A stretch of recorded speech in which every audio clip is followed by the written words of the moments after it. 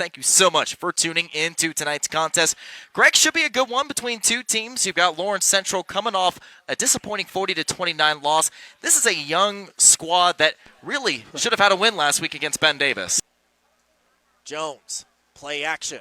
Time to throw. Heaves it right side. And there's Omar Cooper once again. Oh, my Omar. You've done it again. And that'll bring up fourth down. The blitz comes. Luter just has to keep the play alive. He's going to run for it himself and escapes. Trying to get to the sticks, and he has enough. Bryson Luter looking like Lamar Jackson against the Indianapolis Colts. Lopez dribbles through a pair of defenders. He gets his attempt with the left foot and knocks it in the upper 90 for Purdue. Fort Wayne goal. Here comes Marion. They don't have numbers, but still racing ahead is Newhold. If he can hold up. Oh, is he Jenkins on? all to himself. Jenkins knocks it through. Looks like he was on. That's a goal. Onsides, James Jenkins.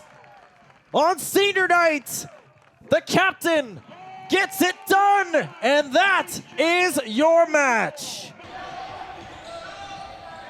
Over the lob to Asia, who throws it down for St. Francis.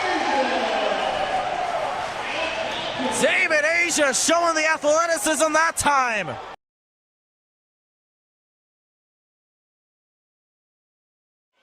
Lawrence North's offense still needs to get things clicking. Still struggling a little bit here. Handoff to Ollie Richardson. Good first down carry, getting half the yards needed to the 40. Still trying to establish that run, and that's a great call on first down to pick up 5, as you mentioned, 4 or 5.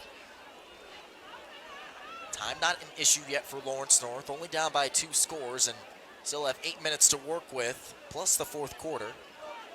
No time to panic, like you're mentioning here.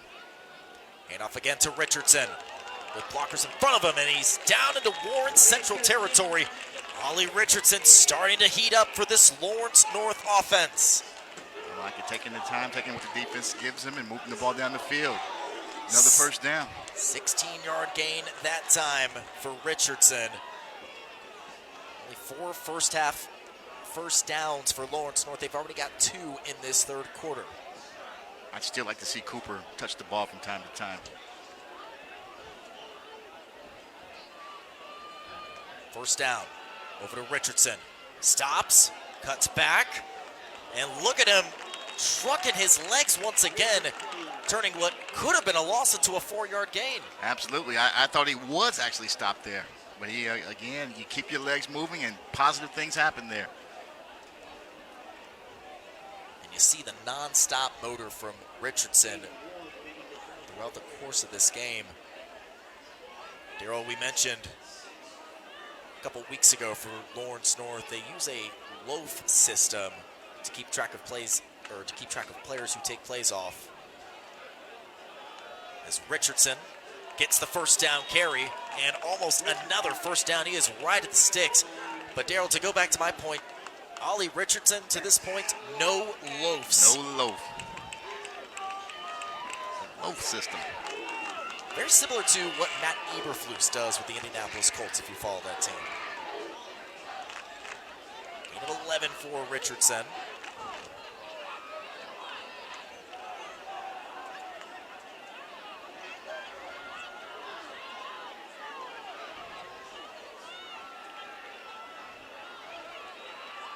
Here comes Richardson again. Lawrence North's offense continuing to run through him, but this time Warren Central's defense teams up to make the stop. Sterling Smith, Sean Pennington are a few of the guys to make the stop that time. Stopping right there just short of the line of scrimmage and just stretched him out until he went out of bounds there.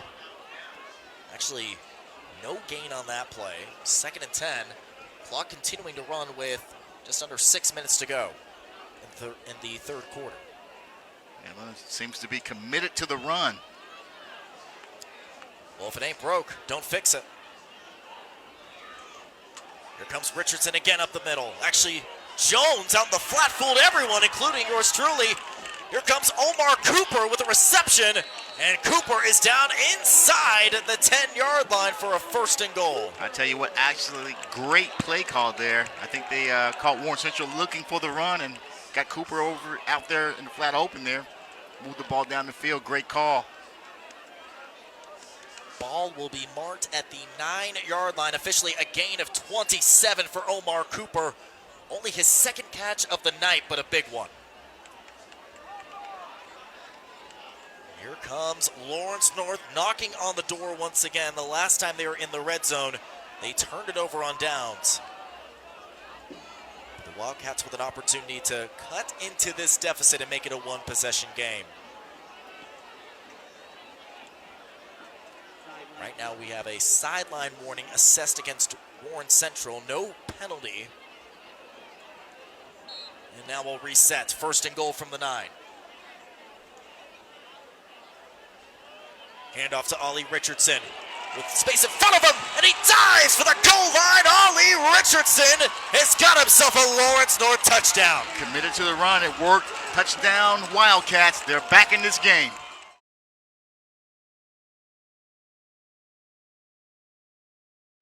So big possession coming up for Carmel after this timeout. They were ahead by as much as 15 during this game. That lead has been cut down to 7. And Cathedral stringing together some stops. We mentioned in the first half, if they're going to come back in this game, they can't get all their points back in one possession so far. They've done a good job of chipping away minute by minute. Williams has it, hands off to Suter. Suter, nice bounce pass inside to Barnes! And Barnes soars for the jam. Great job there by Suter. Really going downhill to make the next line of defense pick him up. And when he saw that, gave the nice feed for the flush. Comer on the offensive rebound, lays it up with the finger roll. Nice answer to that Bonds bucket. But going back to that jam, Bonds only listed at 6'5", did not expect that from the young junior. He's got possession right now as he restarts the offense.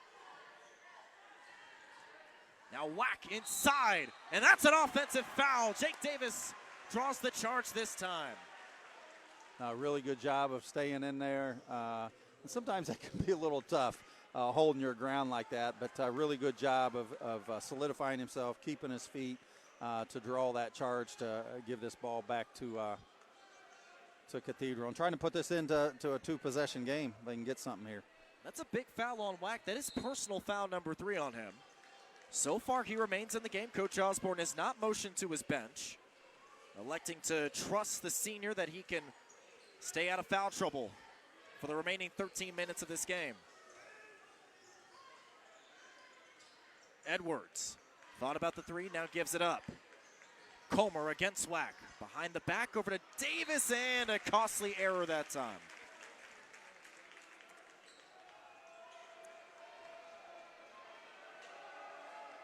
So now Carmel still ahead by 7. Still about an arm's length distance from this Cathedral team. Great second half showing so far. But Cathedral buried themselves early in this first half. Down double digits. Suter gets that recycled. Great job of Edwards here, jumping that gap to get that block with, got a 3 up here by Tibbs again. Great rebound, followed it. Good job there. And Tibbs soars in for the putback. He's heading to the line for a potential 3-point play. I'll tell you, he's put up 7 points on this board really quick in a matter of 3 minutes. He was scoreless in that first half. He was the only starter that had not scored, so great job of him inserting that, and they need that boost. They need to be able to get that support with Booker and Edwards and Comer when shots aren't falling from them. It's got to come from somewhere else, and certainly Jerron's been that guy trying to convert this for a 3-point play. You see exactly why he's being recruited for both football and basketball. For basketball, he's picked up an offer from Ball State. Yeah, football-wise, yeah, he was all-state receiver, caught 3 touchdowns in the state championship game this year. Very, very athletic, good sound build, 6'4", 190. Certainly a great asset to this basketball program as well. Tibbs can complete the 3-point play, but it is back to 2 possessions for Cathedral. Yeah, I just love the presence that Cathedral's showing now that you really just didn't see a lot as Orm knocks down this 3. He's got an answer for it. Orm quiets the Cathedral crowd for the moment, and it's back to an 8-point lead. Edwards Drives, loses the handle, nearly stolen away, but he's called for traveling. Yeah, good, nice call there too by that official. Really a tough one to see, but was the right call. But how big of a possession was that for Sam Orm? Has been shooting a bunch of threes more often than not. They've not been going through, but a big one there to make it a 3-possession game again. Yeah, nice when you can have a 6'8" guy step out and knock down a 3. I think you're going to get another charge here, and you do. Yeah, great job by Malachi here. Or excuse me, no, that was Looked like Davis. Davis, once again, he's living life dangerously with those blocks and charges, and you never know. It's one of the most human error calls in all of sports. The foul that time goes against number 2, Jake Griffin, who's coming in off the bench. Wack is out right now. Edwards drives to the rim through the double team. That one gets recycled, but it stays with Cathedral. Yeah, he kind of missed Tibbs underneath, but that's fine. Retain possession here. Booker over to Tibbs. He's been the hot hand, and he banks it off. No fouls called. It's back to a 6-point game. Yeah, great body control. Don't know how that wasn't a foul, but they're letting him play through a little bit of that contact. Great body control to be able to hit that. What a quarter from Tibbs. All but 2 of Cathedral's points have come from this young man. Williams with another triple. He's now in double figures with 11. Well, you go from a 6'8" guy hitting it outside, now a 6'6" guy hitting it outside threes too.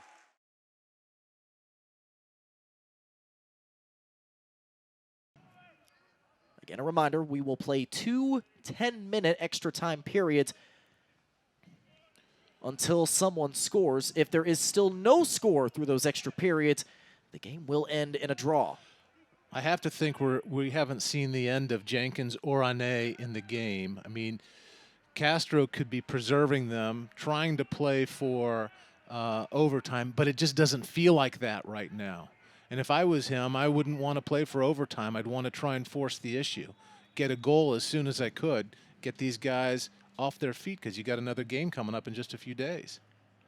You said it's still 2 matches to go for both sides. For Marion, they're going to be taking on 2 teams that are ahead of them in the standings at the moment. First, coming up on October 27th, they are on the road at Taylor.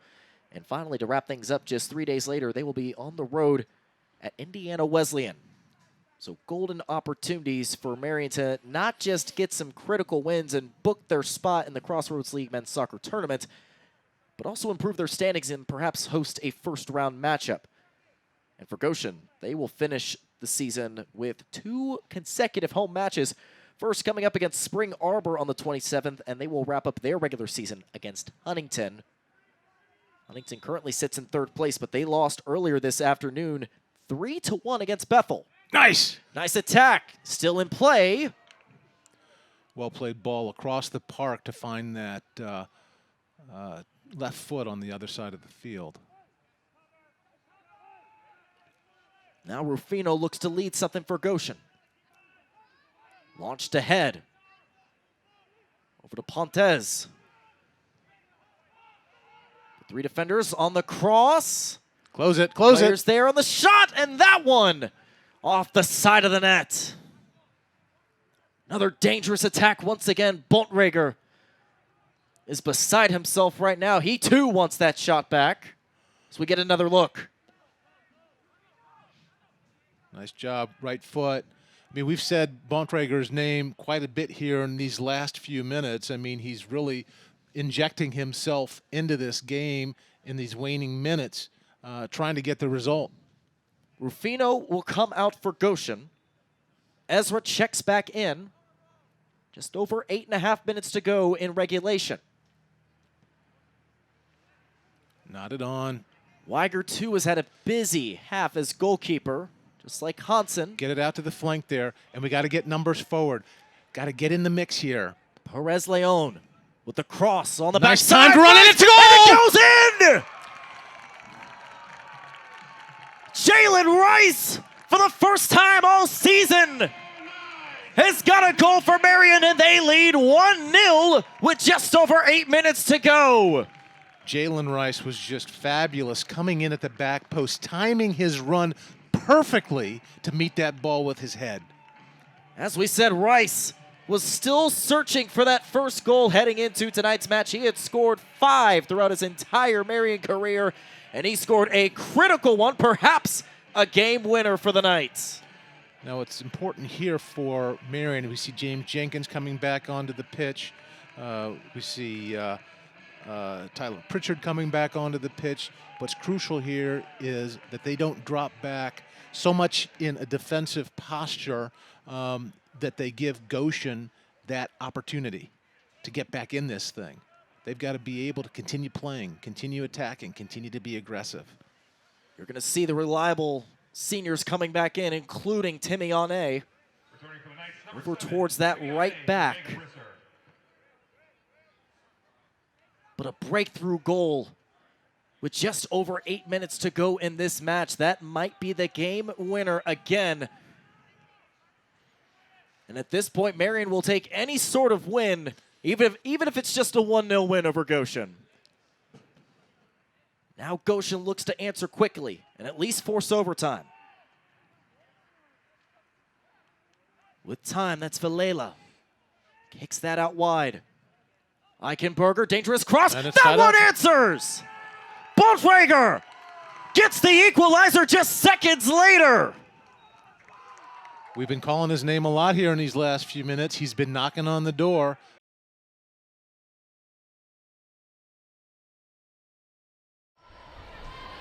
Now getting ready to serve.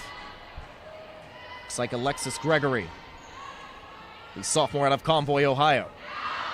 That one sails out of bounds, and we're tied up at 3.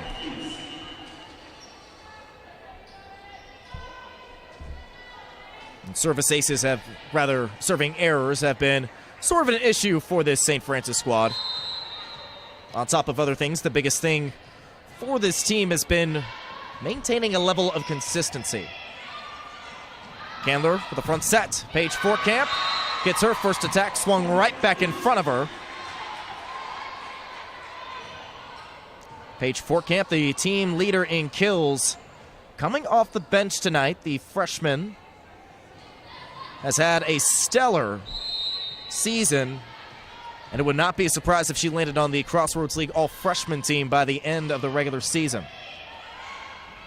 Back set, and Mosier had a good idea trying to slip that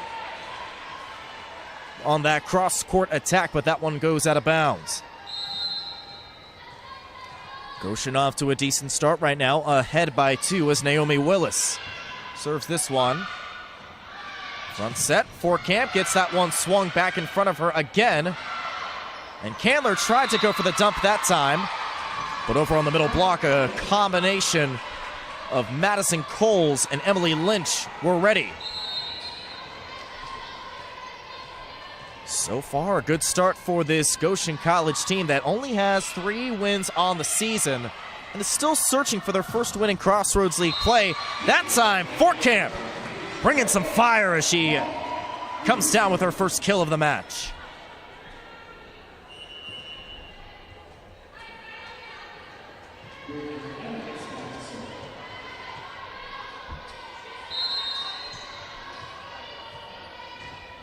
And getting ready to serve is Carrico as she checks back in. Rather, Brianna Evans. Over on the left block, that gets recovered well. Nice work by Chandler on the overpass. She's able to see that that was not going to be a clean set, so instead, Candler took matters into her own hands and drops it towards the 10-foot line for the kill.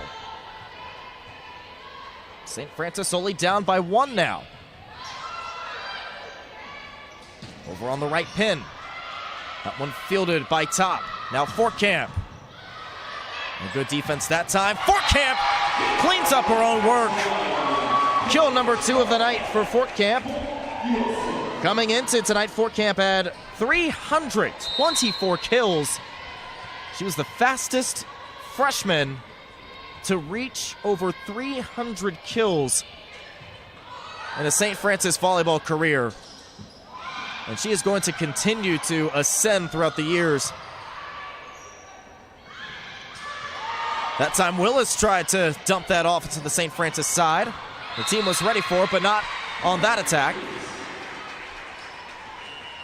Mosier gets ready to check in as Evans will take a seat. And Goshen College retakes the lead momentarily.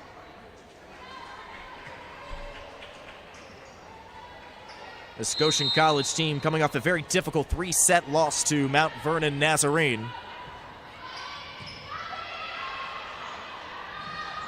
Here comes Fort Camp again. That one is ruled out of bounds, and a point for Goshen.